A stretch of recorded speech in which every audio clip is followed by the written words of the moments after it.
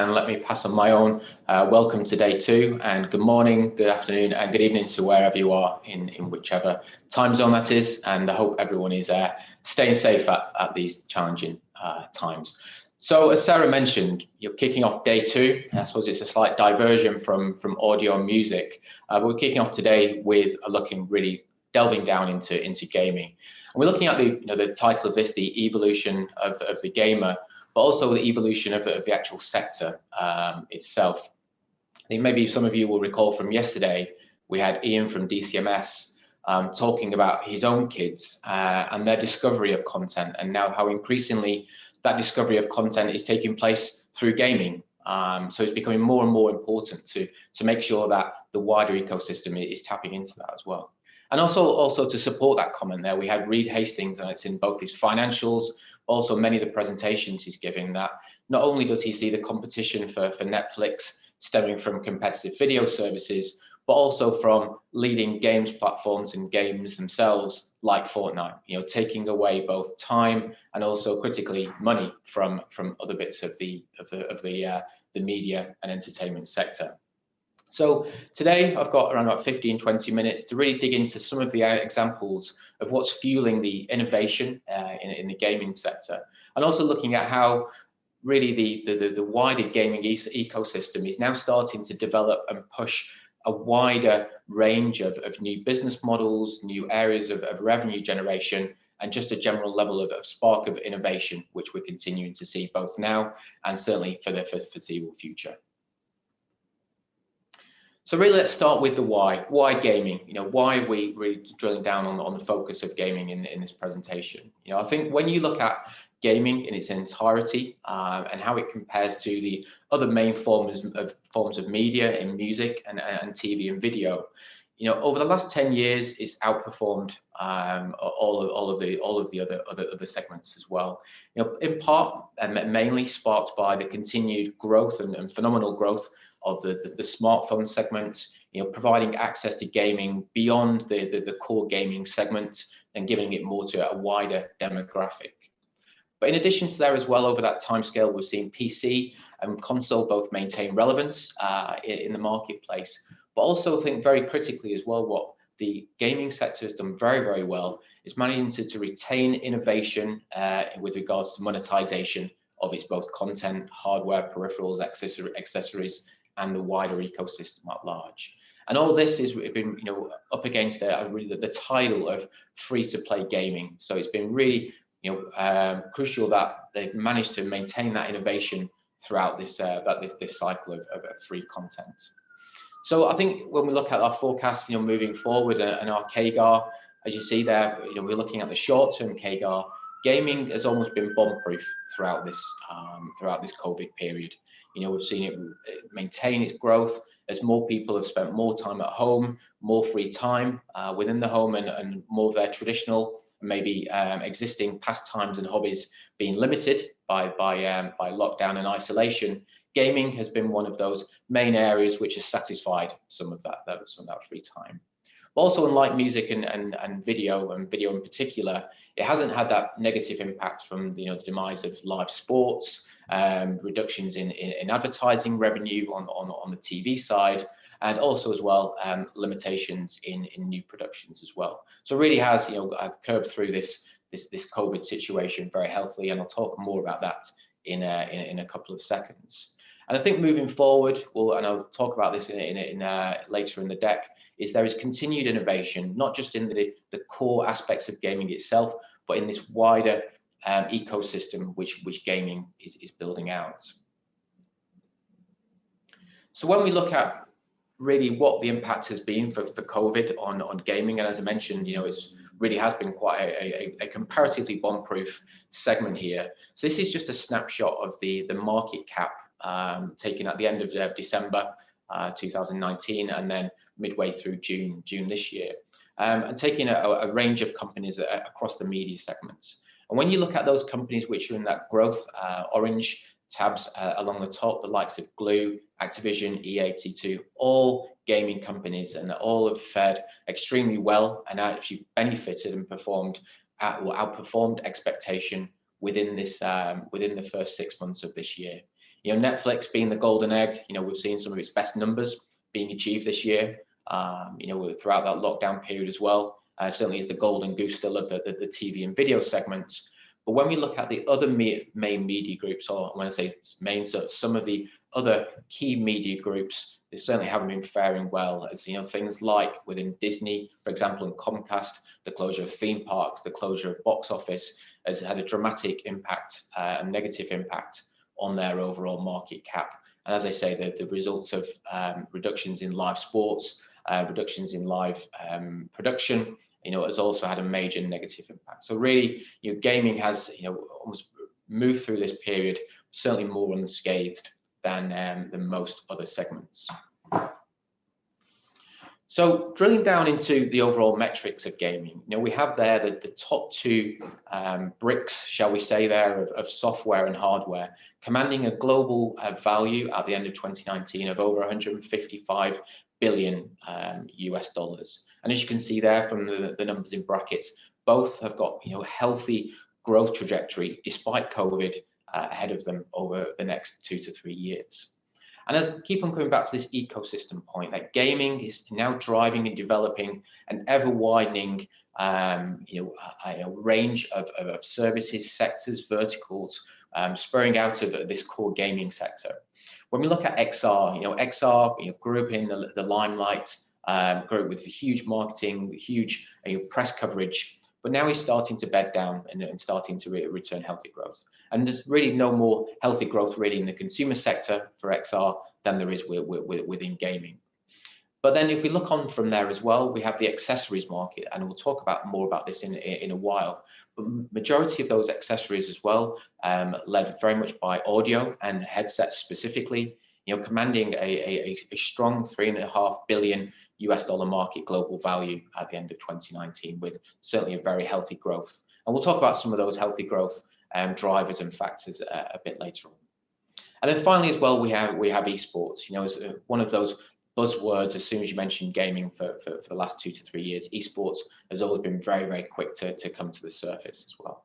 You know, this year has been impacted by the lockdown and isolation, limiting the amount of live events within the esports segments. But certainly we're seeing that market, that segment, continue to grow and driving innovation, driving new levels of brand awareness and promotion, with, you know, both its stars, its titles, and once again, you know, it's another factor building on this bigger esports system. And these numbers here are very much specific to the consumer spend on these markets as well. But beyond there, we're seeing, you know, a wide, more professional B2B level of revenue and income come from these areas as well. You know, take for example XR, for example, you know, the production that was necessitated to go into XR titles, whether that be video or CGI related, you know, is driving a new level of innovation and creativity within that marketplace. But also esports, you know, as we say, once this level of isolation starts to slow, we'll then start to see the return of esports live events, which are driving up huge attendances, you know, huge followings across all major continents as well. And that then leads into, you know, the whole ecosystem of live event production of both audio and visual entertainment as well. So really from, you know, small icons, you know, from that core gaming, whether it be, you know, your ZX81, your Commodore 64, it's now spurring this huge, significant ecosystem of gaming in its widest guise. And because of, you know, with gaming being the size and scale and commanding that level of awareness and eyeballs, there is an ever widening amount of brands, artists, and other media now looking to piggyback on its success. So on this example here, many of you will be aware of the game Fortnite, but many of you might not be aware of how music artists are now starting to piggyback on the success of Fortnite. So Travis Scott, you know, maybe as famed for his success as a rap artist as he is for being part of the Kardashian clan, you know, dating one of the Kardashians for a while, launched a live concert earlier this year within the Fortnite game. You know, so everyone dropped down their weapons and went to a certain part of that game to watch that live event. And of those 70 million active Fortnite users every month, which drives up to around about 300 million when you look at all Fortnite users. Around about close to 30 million consume that content over the course of those few weeks. And close to 20 million were consuming that content live as and when it was played out. But when you put that into context, they seem big numbers, but what's the benchmark we should be looking at here? So no presentation in 2020 is complete without some mention of Tiger King. And around about over 60 million viewers consumed Tiger King, within its first, I think, 2 months of airing on Netflix. But that's a smaller proportion of viewers consuming that, of the overall 180 million Netflix subscribers globally than had done within the Fortnite and Travis Scott. So really the key takeaway from here is, you have a base, which is first of all significant, but first of all engaged with the content, which is taking place within those games itself. And really, I think we're starting to see this really as the start point for artists starting to build and utilize gaming platforms and gaming services as a leapfrog into their own segments. And just one of the other key takeaways from this and the outcome and the success of the Travis Scott presentation was looking at some of the stats here taken from Social Blade, is looking at the typical weekly views of Travis Scott related videos on YouTube and number of subscribers to Travis Scott's YouTube channel. And then when you look at the kicker that took place the week of the live Fortnite concert took place, we're talking huge significant numbers, huge significant rises in the overall users and consumption of that as well. So really proof is in the pudding from that perspective. And now more recently we've seen Stormzy launch his new single through the console title Watchdog Legions. His video for that music video is a full CGI replication of himself in the game itself, and he participates in one of the new missions within that game as well.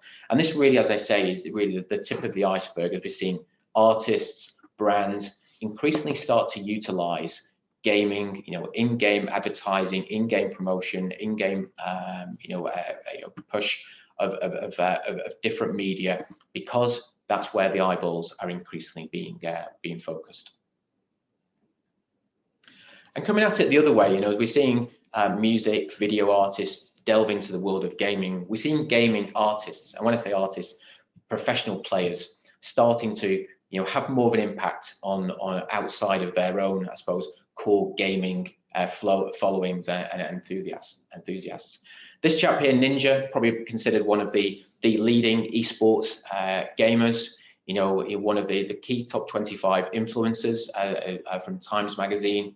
A net worth which have put many Premiership footballers to shame, and also as well recently signed with the CAA, one of the leading A-list talent agencies as well. And what this really signifies is that artists like Ninja are now starting to encroach on the traditional push and the traditional platforms and traditional advertising outside of their own incumbent brands as well. We've got Ninja pushing brands like Adidas, his limited edition trainers selling out in just 40 minutes. We've got him pushing brands like Uber Eats as well. Brands are now looking to these stars and these artists more so than they are footballers, music artists, and actors, as they know that the younger demographics are increasingly more engaged with this type of star than they are with maybe ones from generations gone by. And how this all links, with these gamers really pushing into this marketplace is what they're endorsing and what they're pushing. And one of the key success stories spurning off from the success of gaming over the last couple of years has been gaming headsets. We've seen many traditional audio brands launching sub-brands focused on the gaming segment. But one of the main reasons for driving this is we've seen phenomenal growth of not just headsets, but also of gaming specific peripherals. And with each passing year, we're seeing more and more as well as incremental growth being driven by key industry markets in the same way that Pokemon Go really drove the world of augmented reality. We saw Fortnite driving up the demand for gaming headsets as people tried to get the edge on where the players around them were coming from. But also, in addition to games themselves, we've seen COVID have a positive impact on gaming headsets, both because, as I say, people spending more time gaming, but also because of the work from home or the rise of work from home, commanding more people to actually secure some form of isolation from kids around them, and they're able to focus on some work. So really, what's next, in the world of hardware and audio hardware? And really, coming back to Sarah's point, focusing on the three, I suppose, pillars of gaming. Within mobile, we've got the rollout of dedicated gaming phones as the processors, the screens, all really, focus the consumer more so on a big gaming experience. In addition to that as well, we've got the APAC region really going nuts over mobile esports as well, really commanding this, building this new ecosystem out for mobile esports. And then finally, AR, we've got over 3 billion mobile handsets in use, over 2 billion of which are augmented reality ready. So commanding this, this whole new innovation area of augmented reality, which requires improved audio, spatial audio, in order to drive and control a more improved experience. With console, some question whether this may be the last generation of console, but certainly they're here and proud, and will be here in the next couple of weeks. But these ones, once again, pushing the boundaries, with the PlayStation 5, offering spatial sound, an improved experience and a more immersive experience through the use of improved audio. But also as well, we have companies like Google launching Stadia, the push of cloud gaming, opening up more advanced, more innovative, and more immersive gaming to a wider sector, which potentially may be cost prohibited by PC and console expenditure.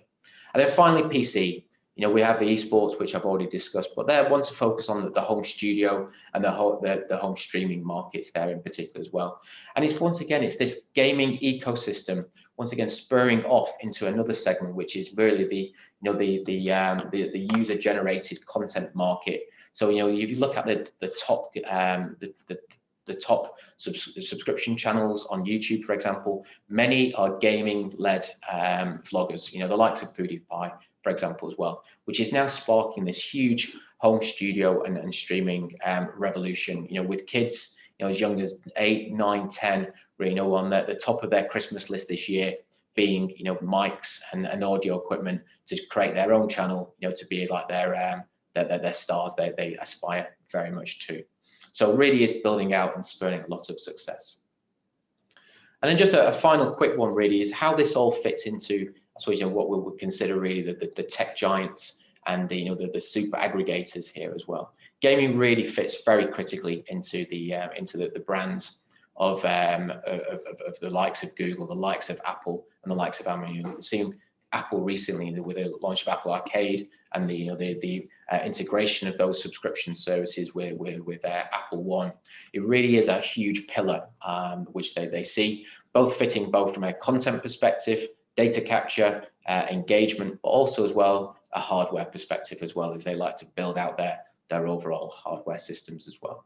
So really, that's all I suppose, gaming in 15 minutes. From our perspective, as I say, from a music and audio perspective, gaming is becoming ever more critical. The immersion levels which consumers demanding commands that improved level of equipment, whether that be headsets, whether that be speakers, or whether it be just general hardware itself. And I think as we move forward, the level of engagement and time spent gaming is only on the increase. And I think with that, we'll start to see further utilization of media companies piggybacking on the success of gaming, both in gaming and on the wider ecosystem itself. So I hope you enjoyed the presentation. I hope you hopefully found something interesting, and many thanks for your time, and enjoy the rest of the sessions today.